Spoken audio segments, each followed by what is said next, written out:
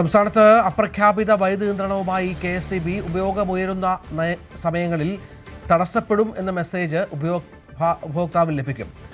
Peak load management എന്ന പേരിലാണ് പുതിയ നിയന്ത്രണം. വൈദ്യുതി ഉപയോഗം സർവകാല റെക്കോർഡിലെത്തിയോടെ 250 മെഗാവാട്ട് വൈദ്യുതി പുറമേ നിന്നും എത്തിക്കാൻ KSEBക്ക് കഴിഞ്ഞ ദിവസം അനുമതി കിട്ടിയിരുന്നു.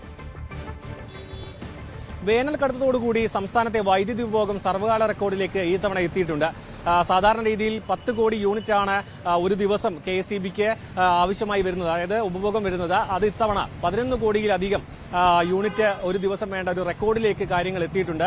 മാത്രമല്ല നമുക്ക് മനസ്സിലാക്കാൻ കഴിയുന്നത് KSEB ഒരു ദിവസം വേണ്ട, അതായത് ഉപഭോഗത്തിന്റെ ആവശ്യമായിട്ടുള്ള യൂണിറ്റിന്റെ 30% മാത്രമാണ്, ഏകദേശം 30% മാത്രമാണ് ഇവിടെ സംസ്ഥാനത്ത് ഉൽപ്പാദിപ്പിക്കുന്നത്. ബാക്കിയുള്ള ശതമാനം, അതായത് 70 മുതൽ 80% വരെ സംസ്ഥാനത്ത് നിന്നും പുറമേ നിന്ന് കൊണ്ടുവരുന്നതാണ്. അപ്പോൾ ഈ ഒരു പ്രതിസന്ധി വലിയ രീതിയിൽ ഇപ്പോൾ KSEBയെ ബാധിച്ചിട്ടുണ്ട്. പല ഭാഗങ്ങളിലും അപ്രഖ്യാപിത ലോഡ് ഷെഡിങ്ങുകൾ ഇപ്പോൾ നടക്കുന്നുണ്ട്. അതിന് പ്രധാനമായും KSEB മുന്നോട്ട് പറയുന്നത് പീക്ക് സമയങ്ങളിലാണ് ഈ ഒരു വൈദ്യുതി നിയന്ത്രണം വരുന്നത്. ആ സമയങ്ങളിൽ 6300 മെഗാവാട്ടാണ് പരമാവധി KSEBയുടെ സംവിധാനങ്ങൾക്ക് താങ്ങാൻ കഴിയുന്ന ശേഷി.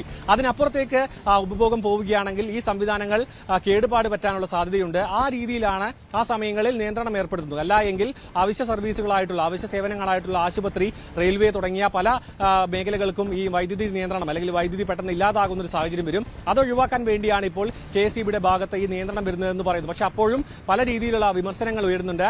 KPCC അധ്യക്ഷനായിട്ടുള്ള സണ്ണി ജോസഫ് അടക്കം കേരളത്തിൽ ലോഡ് ഷെഡിംഗ് തന്നെ അപ്രഖ്യാപിതമായി നടക്കുന്നുണ്ട് എന്ന് തന്നെയാണ് ഇന്ന് ആരോപിച്ചത്. മന്ത്രി പറയുന്നു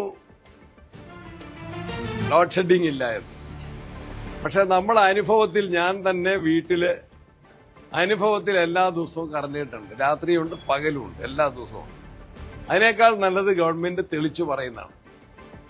ഇങ്ങനെ വൈദ്യുതി ക്ഷാമമുണ്ട്, പ്രശ്നമാണ്, വേനലാണ്, വലിയ ഉപയോഗമുണ്ട്, അതുകൊണ്ട് ഇന്ന നിയന്ത്രണം ഏർപ്പെടുത്തു എന്ന് പരസ്യമായിട്ട് ജനങ്ങളുടെ അടുത്ത് പറയാതെ ഈ ഒളിച്ചുകളി അവസാനിപ്പിക്കണം. വൈദ്യുതി കട്ടുണ്ടെന്നുള്ളത് ഒരു യാഥാർത്ഥ്യമാണ്. ദൈനംദിന ജീവിതത്തിൽ ഇപ്പോൾ നമ്മൾ അത് അനുഭവിച്ചുകൊണ്ടിരിക്കും. വരുന്ന ദിവസങ്ങളിൽ ഈ നിലനിൽക്കുന്ന പ്രതിസന്ധി മറികടക്കാൻ വേണ്ടി പുറമേ നിന്നും 250 മെഗാവാട്ട് വൈദ്യുതി വാങ്ങാനുള്ള അനുമതി ഇപ്പോൾ KSEBക്ക് ലഭിച്ചിട്ടുണ്ട്.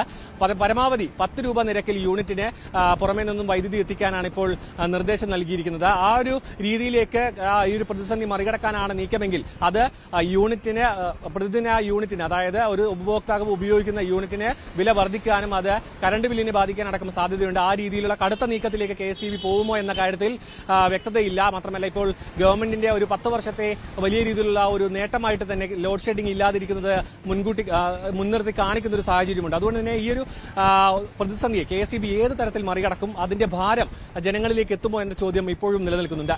ക്യാമറാമാൻ വിനോദിനോടൊപ്പം സാരംഗ് സുധാകരൻ, News 18 തിരുവനന്തപുരം. കൂടുതൽ വാർത്തകൾക്ക് News 18 Keralam YouTube channel subscribe ചെയ്യുക.